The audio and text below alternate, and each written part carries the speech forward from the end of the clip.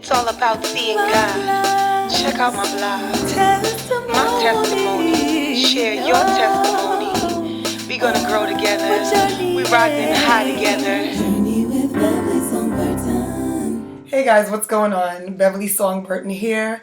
6 days under the sun. This is blog number 2, and I'm so blessed to be back with you guys. So today's topic is worrying about the new day. What is tomorrow gonna hold? I have no clue. You have no clue. But one thing that I do know is that, number one, God holds the future. And then number two, worrying never, ever help to solve any problem.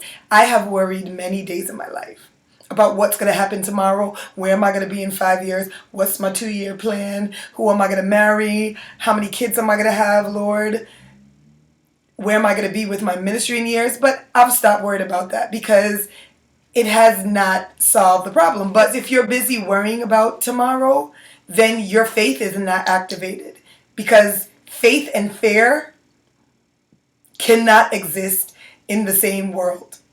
But one of the really encouraging stories in the Bible for me is the story of Sarah and Abraham. And when God told Abraham to get up and to just go, he wasn't really concerned with where he was going as much as the steps that he was taking to get there.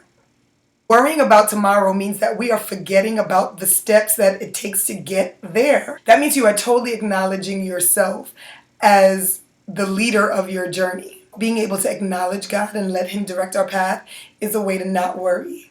Worry is the enemy of our destiny. I've learned that every time I start worrying, I am compromising every step that I take from that point forward. God will always place the answer where we need it.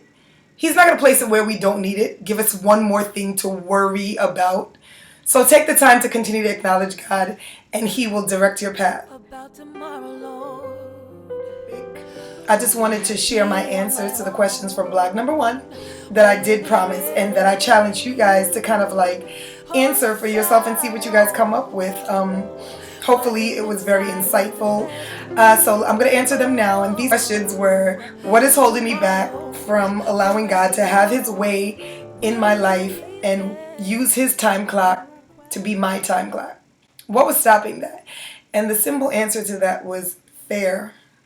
Thinking that God did not understand what I wanted. It's just a fear that He would give me like the driest of everything because I had decided that I wanted to submit and follow Him. And then there was also the fear, of dealing with people and just kind of tacking those same attributes to God. All of the things that I want, that I feel like I'm being pressured for and I need to handle, I'm going to handle that. But everything else that, you can handle that. And it was all stemmed by fear that He would not come through. But God is not that kind of God. The next question was, do I believe in God's word? At that point, I would have said, yes, I do believe in God's word. But I think the best answer to that question at that time was, I know God's word. Come from a household where we did devotions and scriptures, and I went to Christian education, and, I go to church, and I'm a songwriter, and I share faith through my songs and my testimonies. But up until that, I did not believe certain parts of the word. Like, I picked and choose what I wanted to believe. I just had to come to a point where I'm like, if I'm going to believe God's word, I got to believe everything in God's word. Through trying God and testing God and trying to see Him in everything, I have grown to just be able to believe, even in the moments when things are not comfortable or I don't feel like I can see the next step. He's just done so much already that I've made a decision that I'm going to trust Him anyway. And I'm really interested to know about your journey. Please leave your comments below.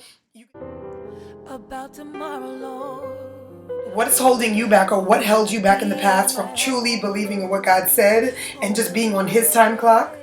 And do you believe in God's word in every area of your life?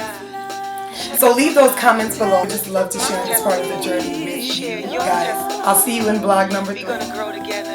We riding high together.